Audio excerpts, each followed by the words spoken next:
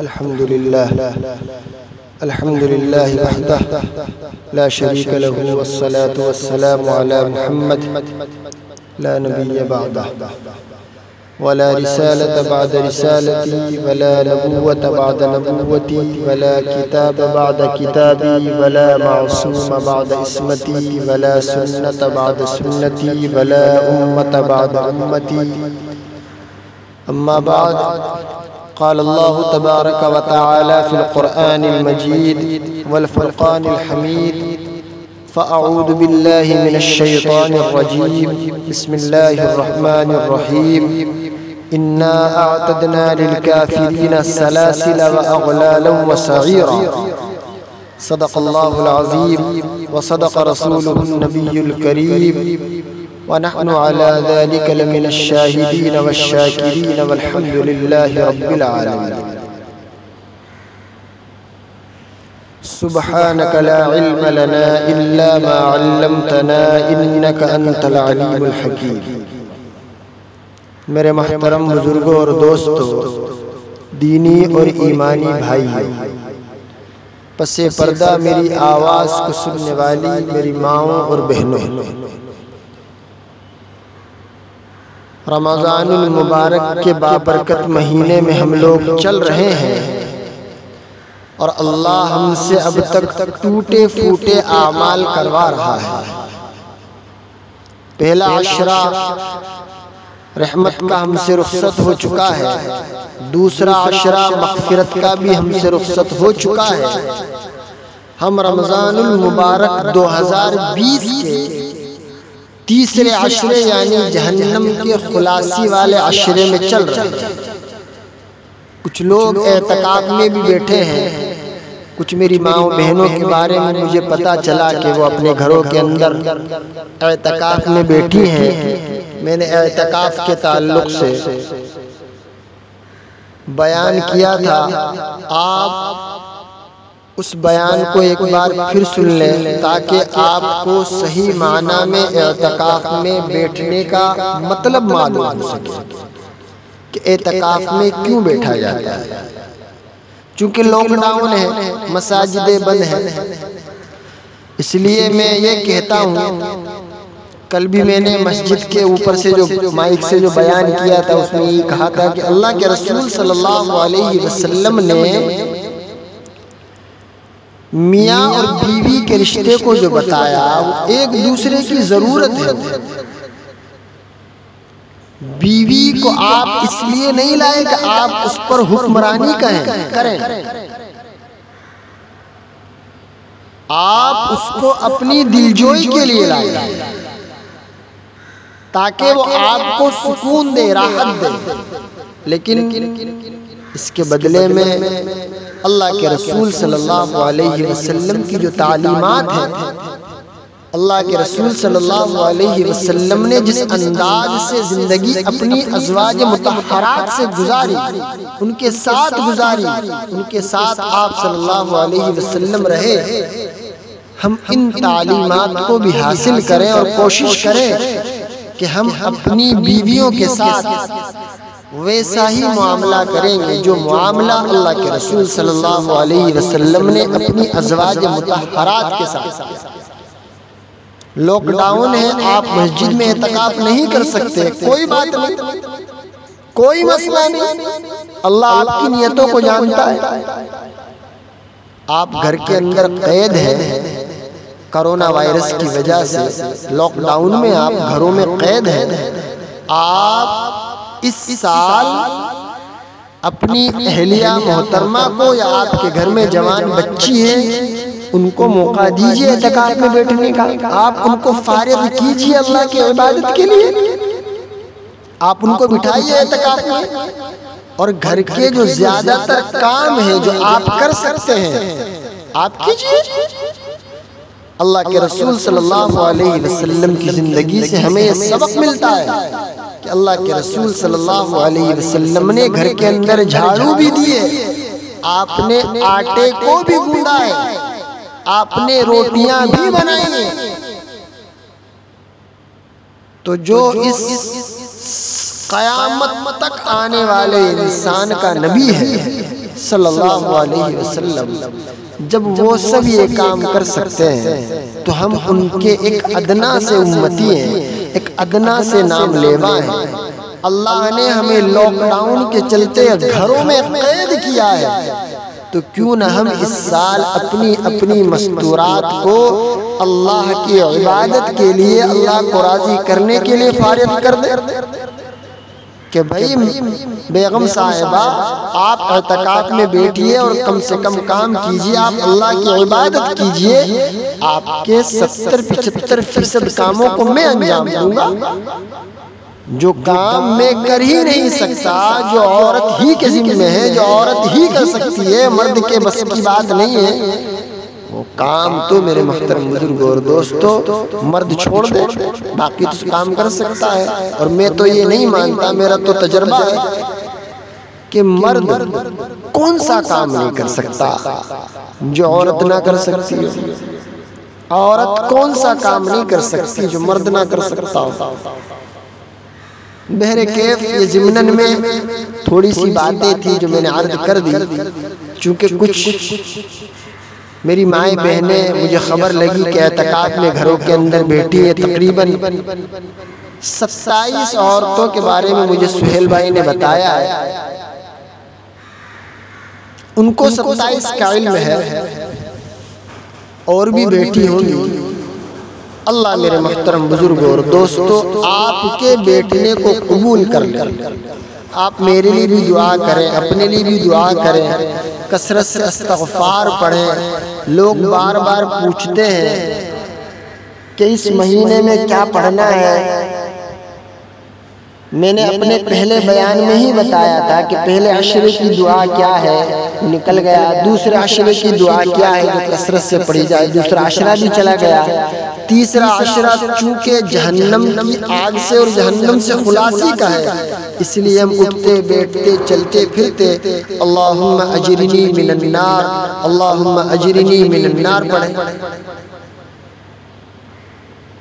اور اگر ہم شب قدر میں جاگ رہے ہیں، ہمیں کچھ بھی نہیں آتا ہے،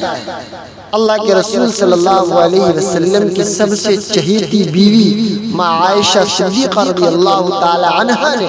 آپ صلی اللہ علیہ وسلم سے سوال کیا کہ اللہ کے نبی صلی اللہ علیہ وسلم ایک بات مجھے دریافت کرنی ہے، آپ براہ کرم بتا دیجئے کہ اگر عائشہ، اگر میں شب قدر کو پاؤں تو کیا کروں؟ آج طرح طرح کی نمازیں جو ہمارے یہاں رائج ہیں، درازی عمری، درازی رزق، دفع بلیات، ایک کوئی بھی نماز نہ تو مجھے قرآن میں ملی نہ احادیث مبارکہ کی کسی کتاب میں ملی، سب من گھڑتے، سب ڈھونگ ہیں۔ نبی صلی اللہ علیہ وسلم نے ایسی کوئی نماز نہ ہمیں بتائی نہ پڑھی۔ آپ صلی اللہ علیہ وسلم کے بعد صحابہ نے بھی ایسی کوئی نماز نہیں پڑھی، یہ سب جھوٹی نماز ہیں، ان کو پڑھ کر کے اپنے وقت کو ضائع نہ کریں۔ صلاۃ التوبہ پڑھیں، اگر آپ کو نماز پڑھنی ہے تو آپ سب سے پہلے اپنے رب سے اپنے گناہوں کی معافی کو طلب کیجیے،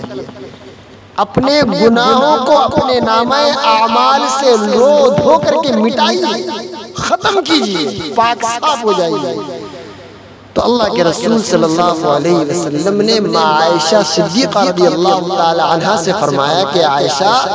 اگر تو شب قدر کو پائے تو بس یہ دعا پڑھ، اللہم انکا عفو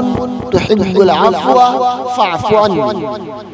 تو میری ان ماں بہنوں سے بھی درخواست ہے جو ماشاءاللہ اعتکاف میں بیٹھی ہیں، اللہ نے آپ کو قبول کیا ہے، تو آپ اس دعا کو طاق راتوں میں کثرت سے پڑھیں۔ 21 کی رات تو چلی گئی، اب 23، 25، 27، 29 کی رات آئی۔ آپ لوگ بھی جو بات میری سن رہے ہیں، مرد حضرات ہیں، عورتیں ہیں، جو لوگ اعتکاف میں بیٹھے ہیں، وہ لوگ بھی اور جو میری ماں بہنیں اعتکاف میں بیٹھی ہیں وہ بھی طاق راتوں میں اللہم انک عفو تحب العفو فاعف عنی کثرت سے پڑھیں۔ اللہ کے رسول صلی اللہ علیہ وسلم نے یہ دعا اپنی چہیتی بیوی عائشہ صدیقہ رضی اللہ تعالی عنہا کو بتائی۔ بہرکیف آخری عشرہ چل رہا ہے رمضان کا، رمضان تیزی کے ساتھ ہم سے پھسلتا جا رہا ہے۔ یہ مبارک سعادتوں بھرا مہینہ ہم سے رخصت ہوتے ہوئے تیزی سے 8,000 کروڑ کی سپیڈ سے بھاگ۔ ابھی کل کی بات ہے، دیکھا تھا کہ چاند ہو گیا۔ آج میں آپ سے بات کر رہا ہوں 20 روزے گزر چکے ہیں۔ پہلا عشرہ رحمت کا چلا گیا، دوسرا مغفرت کا چلا گیا، تیسرا عشرہ جہنم کی آگ سے خلاصی کے میں ہم داخل ہو چکے ہیں، اور میں مستقل 2 دن سے جہنم اور اس کے اوپر بات کر رہا ہوں۔ قرآن کریم کی ایک آیت کریمہ میں نے تلاوت کی خطبے کے اندر، اللہ فرماتا ہے اِنَّا أَعْتَدْنَا لِلْكَافِرِينَ السَّلَاسِلَ وَأَغْلَالًا وَسَعِيرًا۔ میں بتا دوں، میں نے کل جہنمیوں کے کھانے اور پینے کے بارے میں بات کی تھی۔ اس کے بعد میں آیا تھا جہنم میں کس طرح عذاب دیا جائے گا، عذاب کے جو مختلف طریقے ہیں ان کے بارے میں میں نے بات کی تھی۔ آگے میرے محترم بزرگوں اور دوستوں، میں نے جو ابھی آیت پڑھی اس کو اللہ فرماتا ہے ہم نے کافروں کے لیے زنجیریں تو اور دہکتی آگ تیار کر رکھی ہے۔ سورہ مومن میں اللہ فرماتا ہے فَسَوْفَ يَعْلَمُونَ إِذِ الْأَغْلَالُ فِي أَعْنَاقِهِمْ وَالسَّلَاسِلُ يُسْحَبُونَ فِي الْحَمِيمِ ثُمَّ فِي النَّارِ يُسْجَرُونَ۔ کہ ان کو بھی معلوم ہو جائے گا جبکہ توق ان کی گردنوں میں ہوں گے اور ان توقوں میں زنجیریں پیروئی ہوئی ہوں گی، اور اس طرح وہ گھسیٹتے ہوئے گرم پانی میں لے جائے جائیں گے، پھر آگ میں جھونک دیے جائیں گے۔ ابن ابی حاتم رحمۃ اللہ علیہ کی ایک مرفوع حدیث ہے جس میں ایک جانب سے انہوں نے فرمایا کہ ایک جانب سے سیاہ ابر اٹھے گا، ابر منس بادل، اسے دوزخی دیکھیں گے، ان سے پوچھا جائے گا تم کیا چاہتے ہو؟ وہ دنیا پر قیاس کر کے کہیں گے ہم یہ چاہتے ہیں کہ ابر برسے، چنانچہ اس میں سے توق اور زنجیریں اور آگ کے انگارے برسنے لگیں گے جن کے شعلے انہیں جلائیں گے، اور ان کے توق اور زنجیروں میں اور اضافہ ہو جائے گا۔ جس کھولتے پانی میں دوزخی ڈالے جائیں گے اس کے متعلق حضرت قتادہ رضی اللہ تعالیٰ عنہ فرماتے تھے کہ گنہگار کے بال پکڑ کر اس پانی میں غوطہ دیا جائے گا، ڈبکی دی جائے گی تو اس کا تمام گوشت گل کر گر جائے گا، اور ہڈیوں کے ڈھانچے اور 2 آنکھوں کے سوا اس کے پاس کچھ نہیں بچے گا۔ اللہ میرے محترم بزرگوں اور دوستوں، تمام مسلمانوں کی جہنم سے اور اس کے عذاب سے حفاظت فرمائے۔ آگے اللہ فرماتا ہے سورہ ابراہیم کے اندر سرابیلہم من قطران وتغشا وجوہہم النار۔ ان کے کرتے جو پہنتے ہیں، شرٹ پینٹ کرتے پجامے، تو اللہ فرماتا ہے کہ ان کے کرتے گندک کے ہوں گے اور ان کے چہروں پر آگ لپٹی ہوئی ہوگی۔ حضرت مولانا اشرف علی تھانوی رحمۃ اللہ علیہ لکھتے ہیں کہ چیڑ کے تیل کو قطیران کہتے ہیں، جس کا ترجمہ یہاں پر گندک کیا گیا ہے۔ گندک جو ہوتی ہے ایک وسفوٹک چیز ہوتی ہے، ایک مادہ ہوتا ہے، اور اس کے کرتوں کا مطلب یہ ہے کہ سارے بدن کو قطیران سے لپیٹ دیا گیا تاکہ اس میں جلدی اور تیزی کے ساتھ آگ لگ سکے۔ گندک اور پٹاس ہوتی ہے نا، ملا کر کے کچھ بناتے ہیں جو لوگ کھدان وغیرہ کرتے ہیں یا جن کی بڑے بڑے پہاڑ توڑنے کا سینٹرل گورنمنٹ سے کانٹریکٹ لیتے ہیں، تو وہ گندک اور پٹاس کو مکس کر کے پہاڑ میں چھید کر کے اس کو لگاتے ہیں اور ایک بٹن پریس کرتے ہیں جس سے وہ پہاڑ پھٹ، تو اس کو گندک کہتے ہیں۔ حضرت ابن عباس رضی اللہ تعالی عنہ فرماتے ہیں کہ قطران پگھلے ہوئے تانبے کو کہتے ہیں۔ اس تانبے کو دوزخیوں کا لباس کہا گیا ہے کہ تانبا جو ہے وہ دوزخیوں کا لباس ہوگا جو سخت گرم ہوگا۔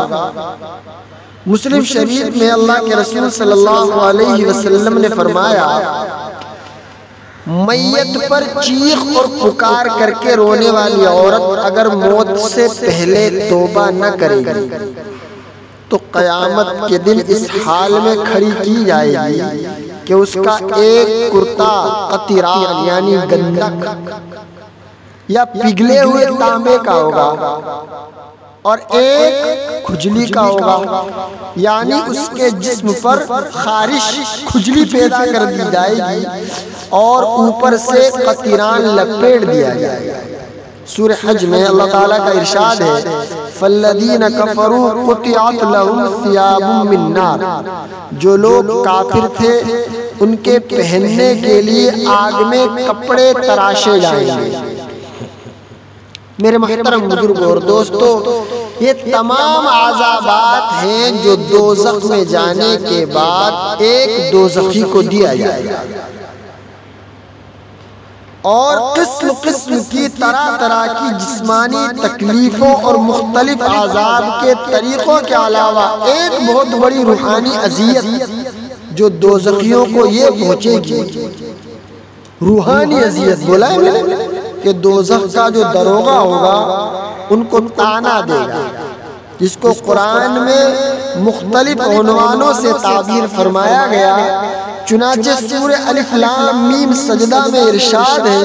وَقِيلَ لَهُمْ ذُوقُوا عَذَابَ النَّارِ الَّذِي كُنْتُمْ بِهِ تُكَذِّبُونَ، اور ان سے کہا جائے گا کہ اب چکھو اس آگ کا عذاب جس کو تم جھٹلاتے تھے۔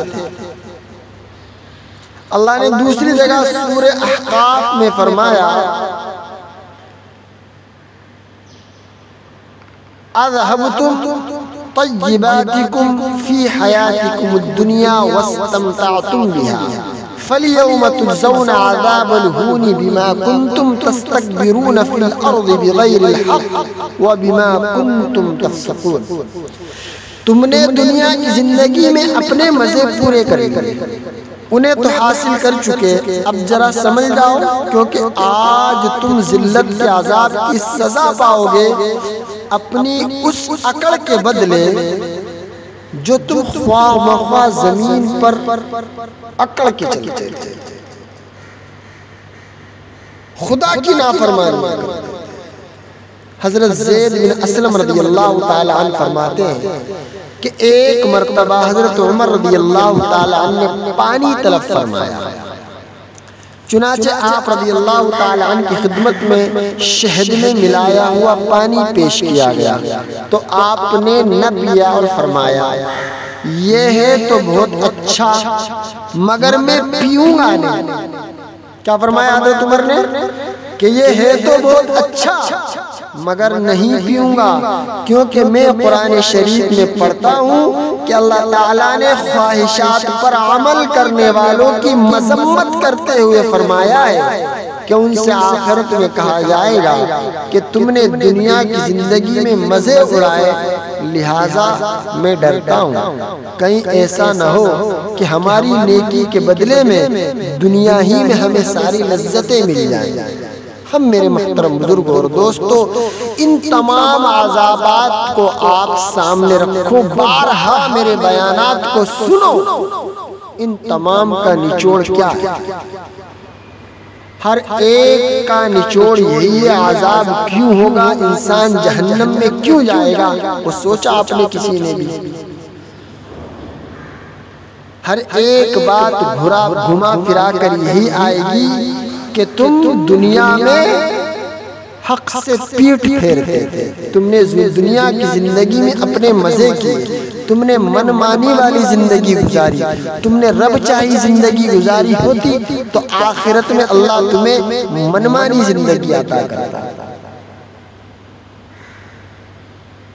اللہ میرے محترم بزرگوں اور دوستو، ابھی بھی وقت ہے، موت سے پہلے پہلے بس ہم سمجھ جائیں اور اللہ کی طرف رجوع کر لیں۔ اللہ میرے محترم بزرگوں اور دوستو، کائنات کا کتنا بڑا گنہگار بھی کیوں نہ ہو، جس کے گناہ سمندر کی جھاگ کے برابر کیوں نہ ہو، اللہ سب کو معاف کرنے کے لیے بیٹھا ہے۔ اللہ غفور الرحیم ہے، اللہ رحمان ہے، اللہ رحیم ہے، اللہ کریم ہے، اللہ ستار ہے۔ اللہ آپ کے تمام گناہوں کی ستاری کرنے کے لیے تیار ہے، شرط یہی ہے کہ آپ اس کی طرف آہوزاری کے ساتھ رو کر اور گڑ گڑا کر دوڑو تو صحیح، اللہ کی طرف بڑھو تو صحیح۔ آپ ایک قدم بڑھاؤ گے، اللہ تمہاری طرف دوڑ کے آئے گا۔ آپ اپنے گناہوں پر ایک آنسو شرمندگی کے ساتھ گراؤ گے، اللہ تمہارے نامہ اعمال سے تمام گناہوں کو ہمیشہ ہمیشہ کے لیے مٹا دے گا۔ ایسا مٹا دے گا کہ کرامن کاتبین جو لکھنے والے ہیں، اللہ ان کو بھی بھلا دے گا کہ تو نے کوئی گناہ کیا۔ اور اگر ایسا نہیں ہے تو قرآن میں اللہ کہتا ہے یومئذ تحدث اخبارا، کہ زمین تمہارے خلاف گواہی دے گی اور آخرت میں تم دیکھ لو گے فَمَن يَعْمَلْ مِثْقَالَ ذَرَّةٍ خَيْرًا يَرَهُ وَمَن يَعْمَلْ مِثْقَالَ ذَرَّةٍ شَرًّا يَرَهُ، کہ ذرہ برابر بھی نیک عمل کیا ہوگا اس کا بھی بدلہ دیا جائے گا، اور ذرہ برابر بھی تو نے کوئی غلط کام کیا ہوگا، گناہ کیا ہوگا، اس کی بھی سزا تجھے دی جائے گی۔ سزا کے طور پر میرے محترم بزرگوں اور دوستو، اللہ رب العزت ہم تمام میں سے جس نے بھی جس انداز سے گناہ کیا ہوگا، میں نے عرض کر رہا ہوں 2-3 دن سے، اللہ اس کو جہنم میں ڈال کر اس انداز کا گناہ، اس انداز سے اس کو سزا عنایت فرمائے۔ لیکن میرے محترم بزرگوں اور دوستو، ان سب کے باوجود اگر انسان دنیا میں زندہ رہتے ہوئے اپنے آپ پر رحم کرے اور اپنے تمام گناہوں کی اللہ سے معافی تلافی کر لے تو میرے محترم بزرگوں اور دوستو، کل قیامت کے دن اللہ اس بندے کو جس کی ایک زندگی کا حصہ گناہ کرتے کرتے گزر گیا، خوشی خوشی اس کو جنت میں داخل کر دیں گے، اس کے نامہ اعمال سیدھے ہاتھ میں دیں گے۔ دعا کرے میرے محترم بزرگوں اور دوستو کہ اللہ مجھے بھی اور آپ کو بھی موت سے پہلے پہلے سمجھا دے کہ دنیا کی زندگی فنا ہو جانے والی ہے، آخرت والی زندگی ہمیشہ ہمیشہ والی زندگی ہے۔ کامیاب بس وہ شخص ہے جو جہنم سے بچا لیا گیا اور جنت میں داخل کر دیا گیا۔ اللہ ہم تمام کو جنت میں داخل ہونے کی توفیق عطا فرمائے، جنت کی تیاری کرنے کی توفیق مرحمت فرمائے، اور ہم تمام سے اور تمام عالم اسلام کے مسلمانوں کی جہنم سے اور اس کے عذاب سے حفاظت فرمائے۔ آمین ثم آمین، وآخر دعوانا ان الحمدللہ رب العالمین۔